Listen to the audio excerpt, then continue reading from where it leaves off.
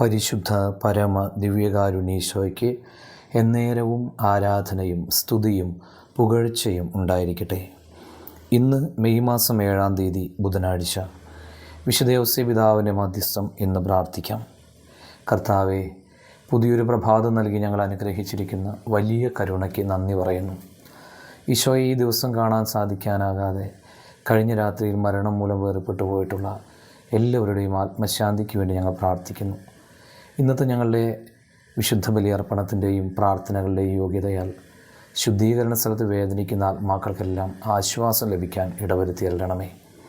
ഇന്ന് ഞങ്ങൾ പോകുന്നിടത്തെല്ലാം അങ്ങ് ഞങ്ങളുടെ ഒപ്പം ഉണ്ടായിരിക്കുകയും വിജയം നൽകി ഞങ്ങളെ അനുഗ്രഹിക്കുകയും ചെയ്യണമേ. നമ്മുടെ പ്രത്യേക പ്രാർത്ഥനാ നിയോഗങ്ങളെ ദിവ്യകാരുണ്യീശോയുടെ മുമ്പിലേക്ക് സമർപ്പിക്കാം.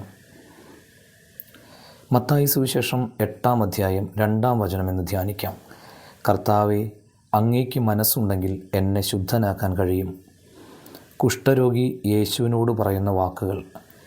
യേശു മനസ്സ് വച്ചാൽ തനിക്ക് പൂർണ്ണ സൗഖ്യം കിട്ടുമെന്ന് വിശ്വസിക്കുന്ന ഒരു വ്യക്തി. കർത്താവിൻ്റെ അരികിൽ നിലവിളിച്ചെത്തുന്ന ആരെയും അവിടുന്ന് തള്ളിക്കളയില്ല എന്ന സത്യത്തെ ഇന്ന് നമുക്ക് ധ്യാനിക്കാം.